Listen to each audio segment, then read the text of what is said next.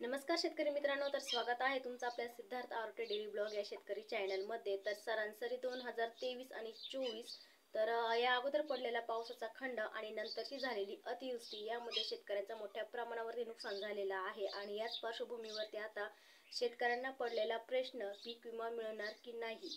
तर सर्व शेतकऱ्यांना पीक विमा मिळणार आहे। ज्या शेतकऱ्यांनी आपली KYC पूर्ण केलेली आहे किंवा आपल्या पासबुकला आधार कार्ड लिंक केलेला आहे, अशा सर्व शेतकऱ्यांना आता पीक विम्याची रक्कम जी काही आहे ती येत्या 2 दिवसांमध्ये त्यांच्या खात्यावरती वितरित केली जाणार आहे। तर त्यामध्ये जे काही जिल्हे पात्र झालेले आहे, तर त्या जिल्ह्यांमध्ये किती शेतकरी पात्र झालेले आहे आणि हेक्टरी किती मिळणार आहे याची सविस्तर अपडेट आज आपण आपल्या व्हिडिओच्या माध्यमातून फक्त 3च मिनिटात घेणार आहोत। त्यापूर्वी तुम्ही जर चॅनलवरती नवीन असाल तर असे शेतीचे नवनवीन व्हिडिओ बघण्यासाठी चॅनलला सबस्क्राईब करा। व्हिडिओ कुठेही स्क्रिप्ट करू नका। तर काय आहे सविस्तर अपडेट, हेक्टरी मिळणार आता 2650 रुपये।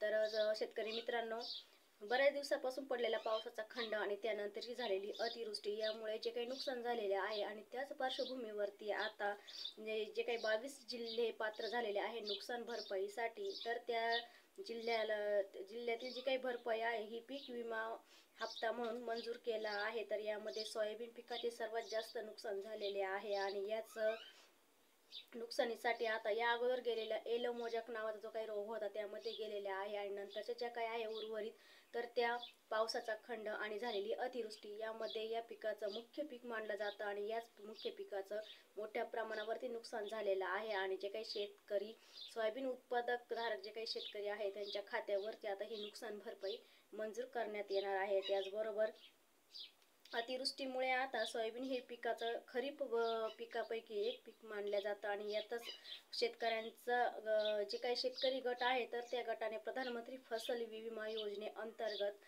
सोयाबीन पिकासाठी जो काही पीक विमा काढलेला होता त्यामध्ये राज्य सरकारने तातडीने पीक विमा कंपन्यांना आदेश देऊन जे काही पत्र दिलेलं आहे ते शेतकऱ्यांना म्हणजे पात्र शेतकऱ्यांना पीक विम्याची जी काही रक्कम आहे ती वितरित करण्याचे आदेश देखील दिलेले आहे। आणि त्यानंतर तुम्ही पाहू शकता की बीड जिल्ह्यामध्ये सुद्धा 35 कोटी रुपयांचा जो काही पीक विमा काढण्यात आलेला होता, तर त्यामध्ये सुद्धा 26,500 हेक्टर जे काही रुपये आहे हे सोयाबीन पिकासाठी मंजूर करण्यात आलेले आहेत। आणि याच विमा धारक शेतकऱ्यांना आता आगाऊ जी काही विम्याची रक्कम आहे ती येत्या 2 दिवसांमध्ये वितरित केली जाणार आहे। त्यामध्ये जिल्हाधिकाऱ्यांच्या माध्यमातून सुद्धा पीक विमा कंपनींना तसे आदेश देखील देण्यात आलेले आहेत। आणि याच नंतर उस्मानाबाद जिल्ह्यातील परभणी, जाम, उमठा, बडेगाव, टाकळी, इंगळी, परभणी, त्याचबरोबर हातगाव, वासमपुरी,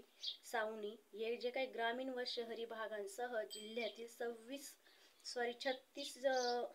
जे काही विभागांमध्ये सोयाबीन पिकाचं नुकसान झालेलं आहे, तर या सोयाबीन पिकासाठी आगाऊ पीक विमा मंजूर देखील करण्यात आलेला आहे। आणि यामध्ये ज्या शेतकऱ्यांनी आपला पीक विम्याचा हप्ता भरलेला आहे अशा शेतकऱ्यांना जी काही अग्रिमची रक्कम आहे ही त्यांच्या खात्यावरती लवकरच वितरित केली जाणार आहे। म्हणजे कदाचित आजपासून किंवा उद्यापासून सुद्धा ही रक्कम जमा होऊ शकते। त्यानंतर असे निर्देश देखील जिल्हा अधिकारी यांच्या माध्यमातून देण्यात आलेले आहे। आणि याचबरोबर लातूर जिल्हा, महनसा, ब्राह्मणी, त्याच्यानंतर बुद्रुगाववाडी, धानोटावाडी, आडगाव, चारठाण, पूर्णा, कलेश्वर, सुडाव, त्याचबरोबर कतलगाव, पालम, चाटोती, वसमत, त्याचबरोबर वाळुंज, कुष्टा इथे जी काही गावं आहे त्या गावातील शेतकऱ्यांना सुद्धा सोयाबीन पीक विम्याचा वाटप जे काही आहे ते करण्यात येणार आहे आणि त्याची सुरुवात देखील झालेली आहे। आणि याचबरोबर आता पुढचे जे काही जिल्हे आहे ते म्हणजे देऊळगाव, इटखेड, चिखलठाणा, नाटेगाव, मानवत, त्याचबरोबर कोहळी, तापोळी, खुर्द, दाभोळगाव, त्यानंतर देऊळगाव, इटखेड, महतपुरी, मालनी, तामसगाव, पिंपळदरी, त्याचबरोबर सोनपेठ, आवळगाव, सेलगाव व वडगाव अशा अनेक गावांना सुद्धा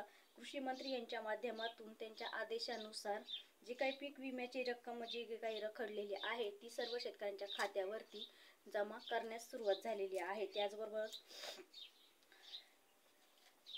त्यानंतर राज्य सरकारने आणि केंद्र सरकारने व्यापक पीक विमा संरक्षणासह संपूर्ण राज्यात दुष्काळ जाहीर म्हणजे ज्या अगोदर पडलेला पावसाचा खंड होता तर त्यामध्ये दुष्काळ हा जाहीर केलेला आहे आणि जे इथं अतिवृष्टी झालेली आहे त्याच पार्श्वभूमीवर त्या आता जी काही नुकसान भरपाई आहे अतिवृष्टीची ती सुद्धा वितरित करण्यास सुरुवात झालेली आहे आणि याचमुळे या नुकसानग्रस्त शेतकऱ्यांना आता जी काही पीक विम्याची भरपाई आहे ही देण्याची विनंती केलेली आहे। तर मित्रांनो, ही होती 22 जिल्ह्याची अपडेट। तर हेक्टरी किती मिळणार आहे, कोणत्या जिल्ह्यांना मिळणार आहे किंवा या जिल्ह्यांमध्ये किती गावं पात्र आहे, कोणते शेतकरी पात्र आहे आणि कोणत्या पिकासाठी दिली जाणार आहे याची सविस्तर माहिती आज आपण आपल्या व्हिडिओच्या माध्यमातून घेतलेली आहे। तर असेच नवीन व्हिडिओ बघण्यासाठी चॅनलला सबस्क्राईब करा। पुन्हा भेटू एका नवीन माहितीसोबत। तोपर्यंत सर्वांना धन्यवाद।